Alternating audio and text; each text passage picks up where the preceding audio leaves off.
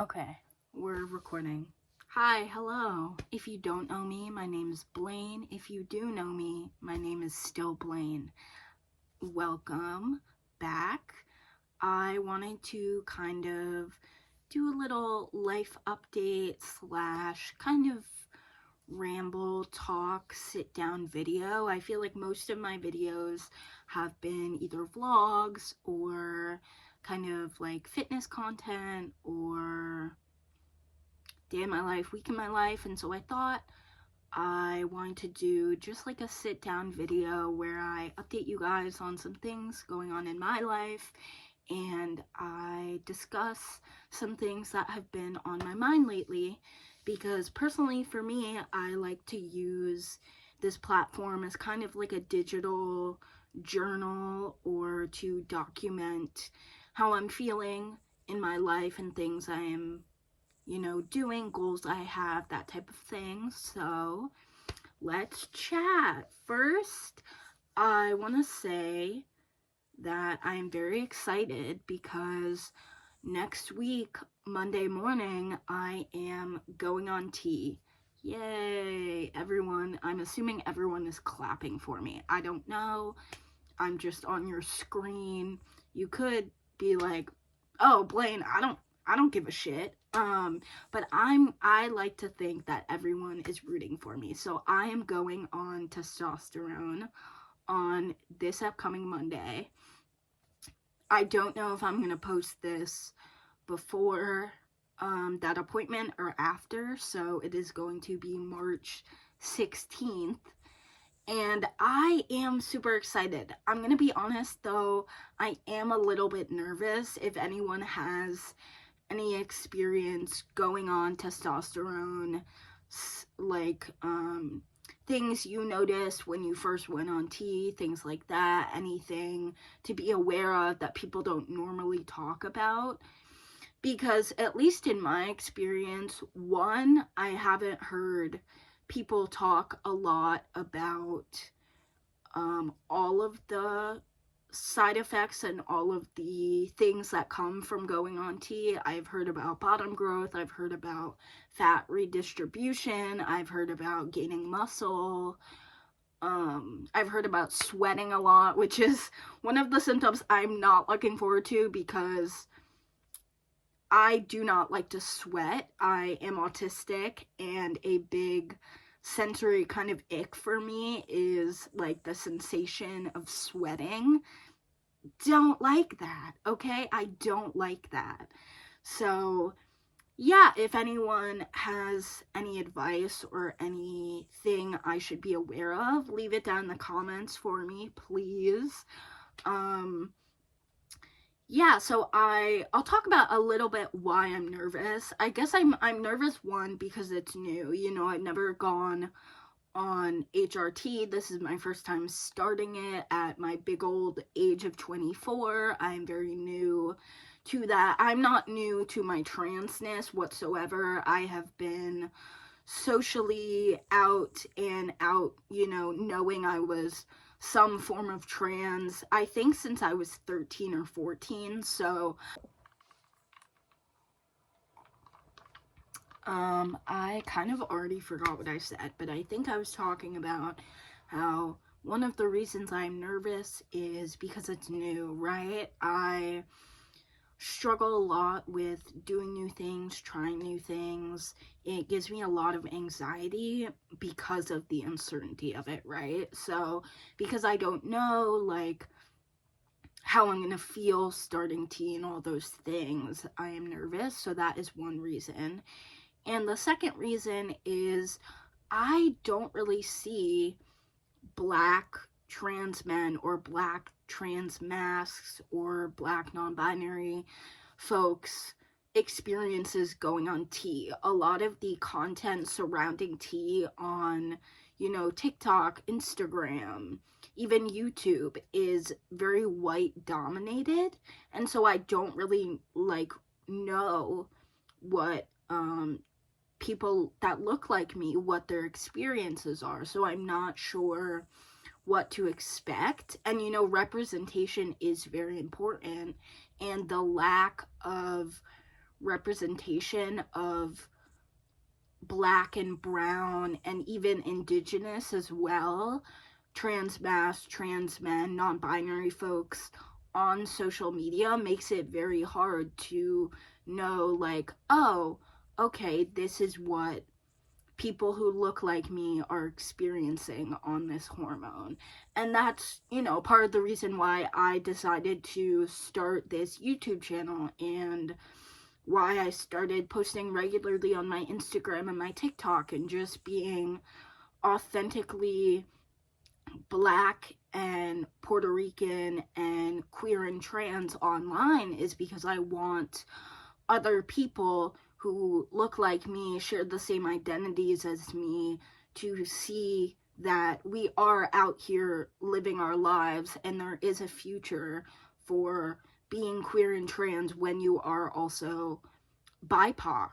Like, that does exist, and it really hurts my heart that whenever I go to, look for inspiration for things on Pinterest, like outfits or hairstyles or, pictures of different types of tattoos on bodies, even when I put, Black in the search bar, I, more often than not, I'll maybe get like 5 to 10 posts out of, the hundreds or thousands of ones there is under that, aesthetic or that niche, that are people who look like me, that are Puerto Rican people, that are Afro-Latine people, that are Black people.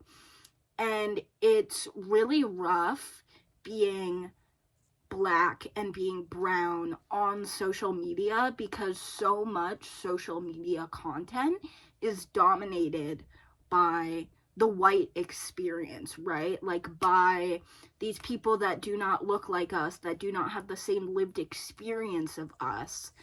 And that has been really hard for me more recently, just because I found that being, very much proud, very much open about being Black and brown on social media has garnered so much hate and vitriol. I'll give you an example. So I love Threads. Threads is one of those apps that I am most active on, because I feel like it is a platform where I can talk about, kind of more identity politics and things of that nature, whereas my Instagram, I mostly like to post things that bring me joy, and as well as like posting things obviously about this administration, about ICE, about the dangers of being trans and Black right now. But Threads, I am more just like blunt and plain about it. And so I made a post basically saying my page on Threads is a safe space for queer people and for people of color, specifically Black people, right?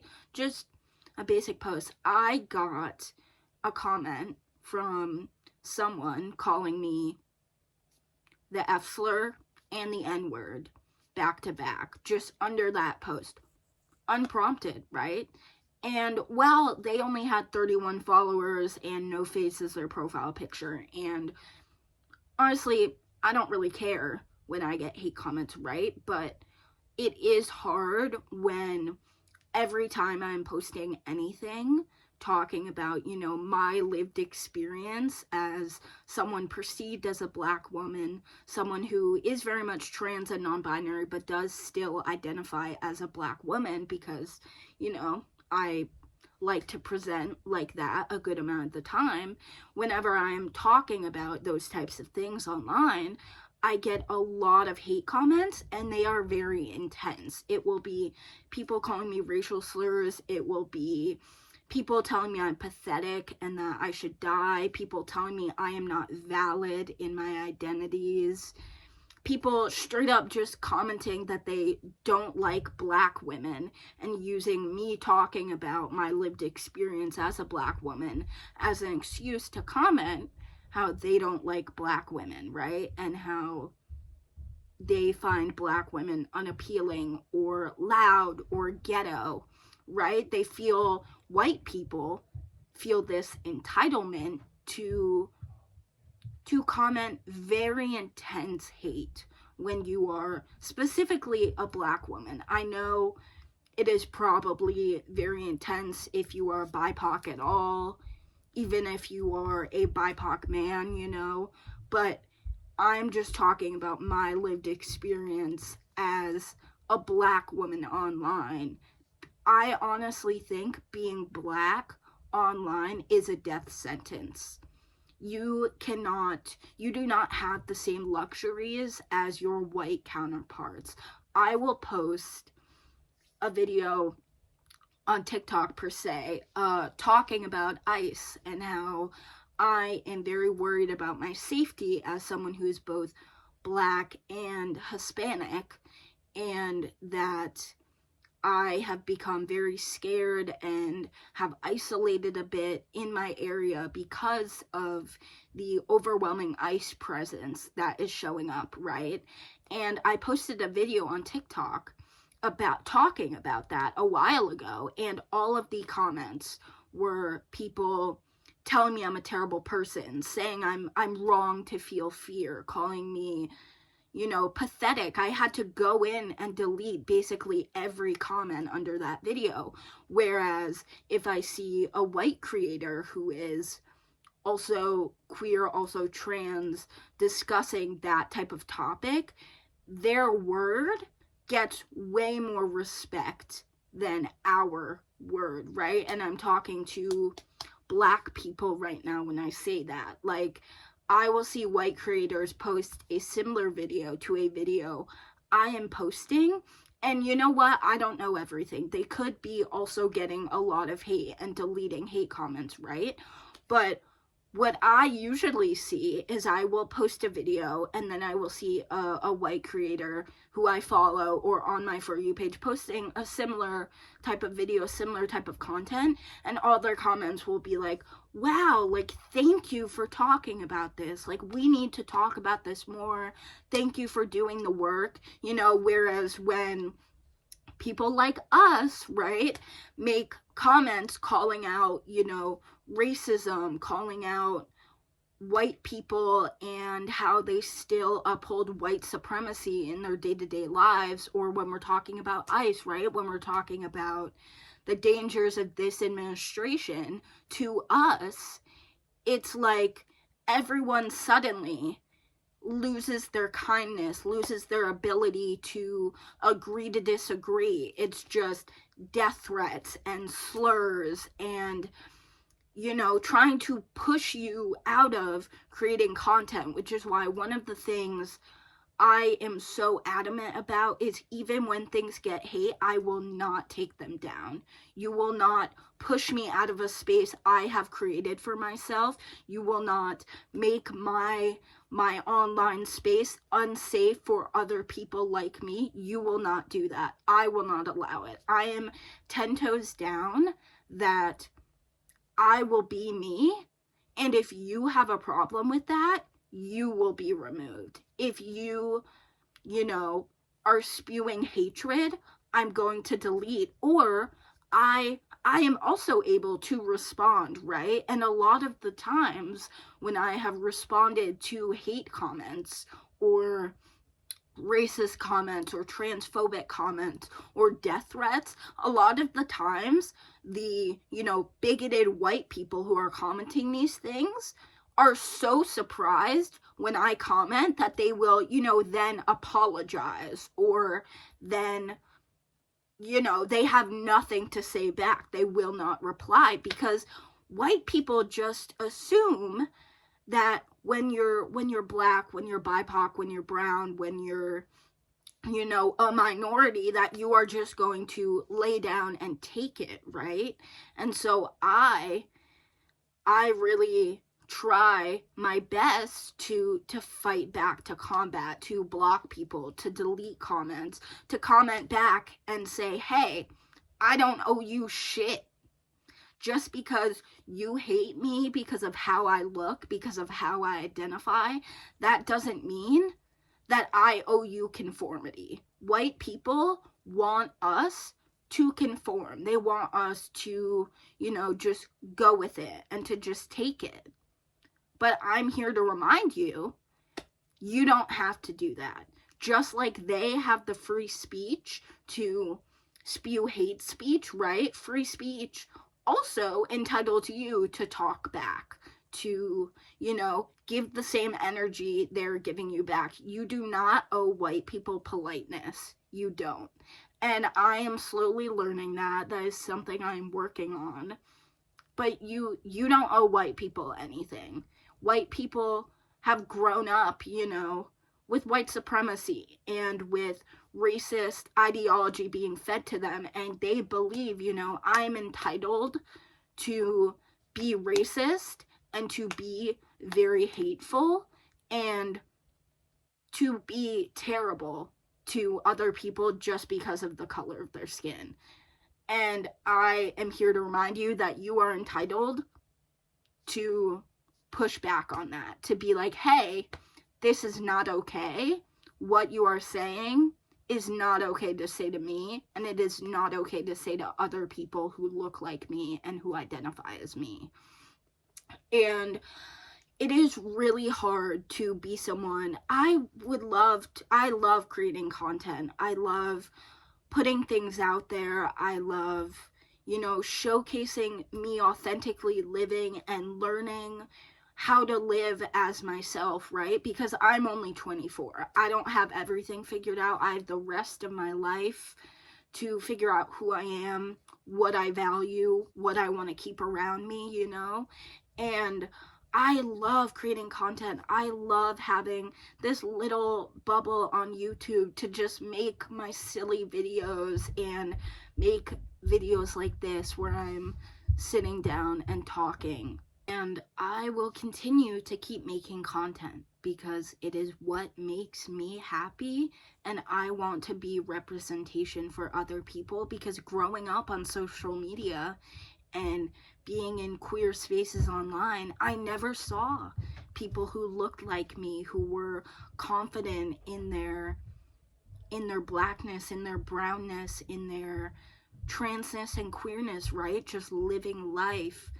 And you won't run me out. I have heard probably every type of hate comment you could hear, and I still decided to turn on my camera and film a YouTube video today because I wanted to talk about this, and I wanted to let other people know that if you are struggling with experiencing hate speech and experiencing bigoted white people trying to commandeer your safe space and, being terrible to you online, that it is not just you.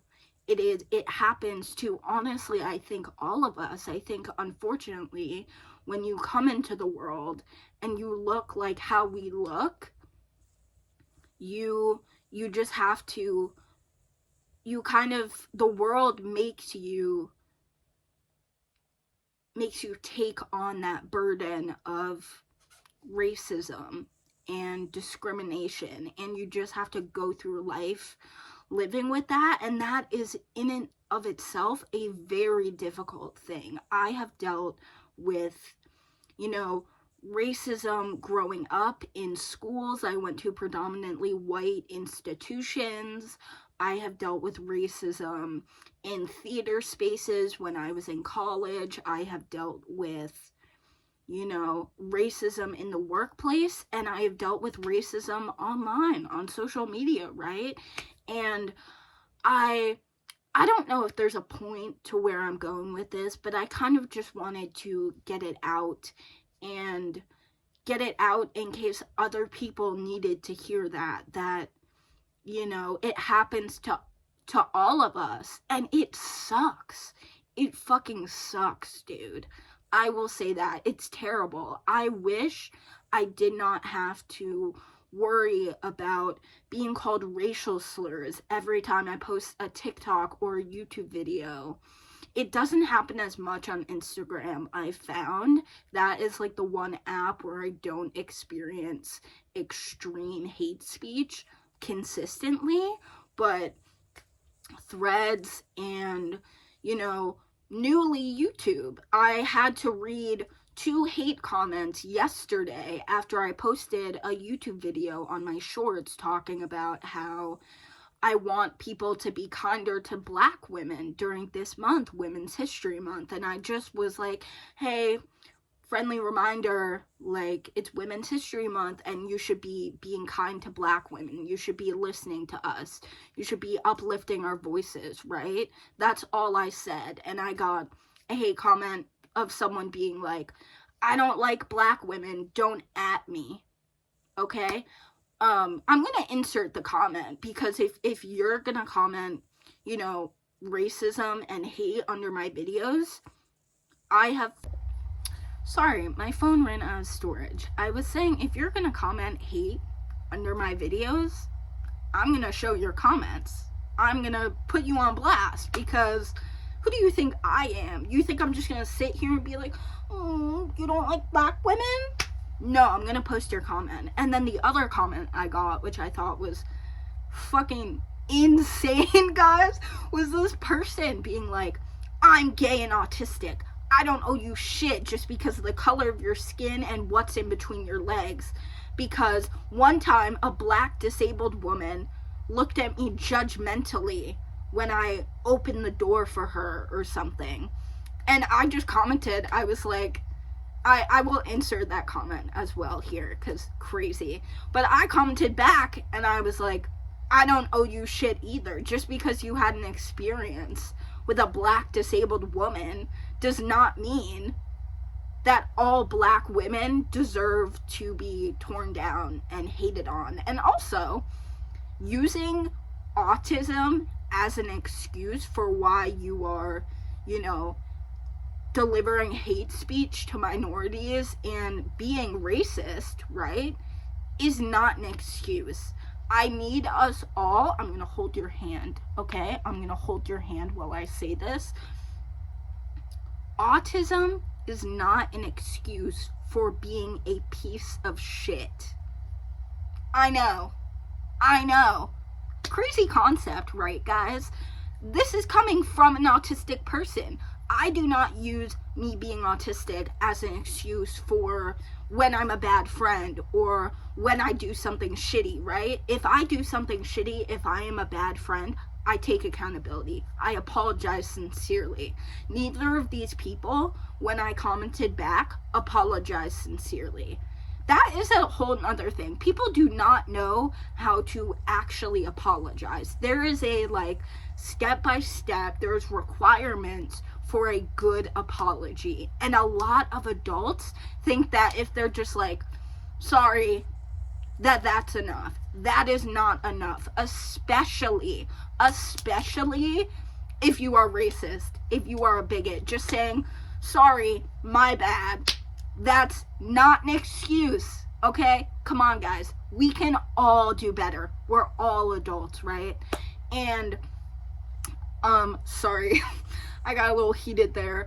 I do want to just give a quick, like, footnote disclaimer that I am aware that I have privilege, that I am lighter skinned, and I know all of this, you know, all of this treatment of being Black online is 10, 20, 50 times harder for my darker skinned, you know, brethren, my darker skinned cousins, you know. I want everyone to know that I recognize that I am very privileged in that way, that I do not deal with the colorism that comes with being a darker skinned Black person, but that doesn't mean that my experience is still not valid, right? So keep that in mind. But I wanted to make that known and put that in the video, that I know that I am, you know, privileged and I'm not experiencing as bad treatment online in real life as darker skinned Black people, darker skinned brown people,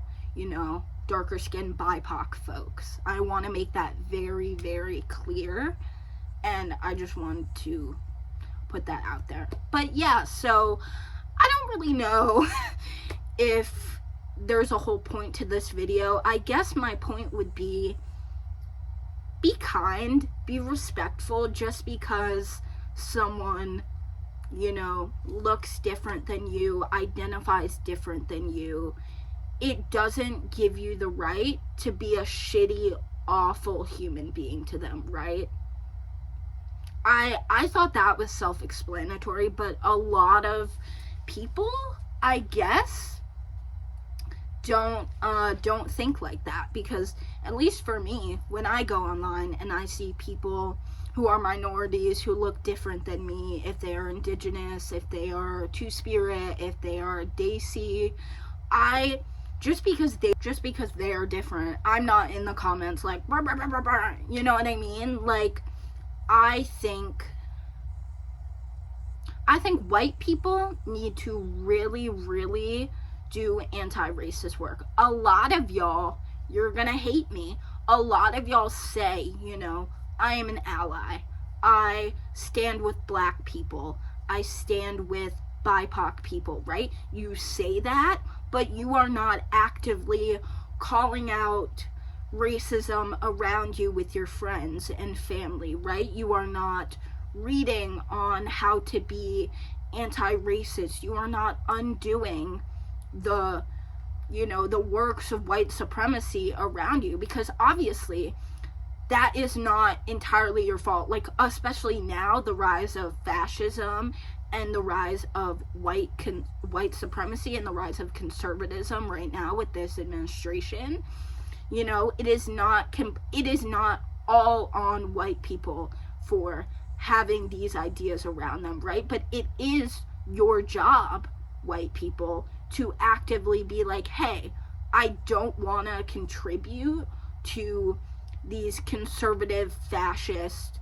ideas, racist ideas that are coming up in society. So what can I do? How can I take actionable steps to be a safe person for the BIPOC minority populations around me? And a lot of you have not done the work to undo that. And I think when you recognize that, and when you say, hey, I still have a lot of work to do, and I want to do it because I want to be a good person. I want to be safe for others around me. When you accept that there is work you need to be done, you're already on the right track, right? I think a lot of people think that, if they discover, like, oh, I still have some racist ideas, right? And we all might still have some racist ideas, but inherently we know that white people are inherently racist, and I might make some folks mad with that, but that is just a true statement. But I think white people need to do a lot better, and I feel like they are not told that enough. I feel like a lot of the times white people are praised for doing the bare minimum, right? And so I think I want white people to do better, and I want my fellow black people, my fellow BIPOC people to know that you are worthy of taking up space just as much as your white counterparts. You are allowed to create a space, create content, my fellow BIPOC content creators out there, you are allowed to do what the white people are doing. And you are allowed to exist, and your representation, it matters. Whenever I see, other trans folks that look like me, other queer people that look like me, it brings me joy. It makes me think, hey, like, they're living their life, and I will get there too. I can live my life too. And hey, oh my gosh, someone looks like me and also shares my identity or uses the same pronouns as me. It brings me joy, right? That representation really does matter, because a lot of us, grew up not thinking that we were gonna live very long. Yeah, so I I will keep being representation no matter what, because I need that secureness, that confidence in who I am, and creating content is a way for me to gain confidence in my identity and showcasing my life and my lived experiences. And I've been having a really hard time recently being on social media, because it has felt like everything I've posted has, here and there, some things I've posted have had positive interactions, and that means the world to me. But a lot of the things I've posted recently have just, I've gotten so many hate comments, and so many intense hate comments, and people telling me to die, and telling me I'm pathetic, and saying they don't like me because I'm Black. And it's been really hard to keep showing up and to keep posting stuff and to keep being my authentic self, because that's all I want. I am doing the work to be kinder to myself and to not police how I am and police my emotions. And part of that for me is to post authentically online and to create content that makes me happy. And if it is hard to be on social media and keep showing up, that is okay. Because being online when you are Black is a death sentence. Yeah, that's kind of all I have for you guys. And thank you so much if you stayed this long. I appreciate you. And I hope this helped at least one person. So I will see you guys in the next one.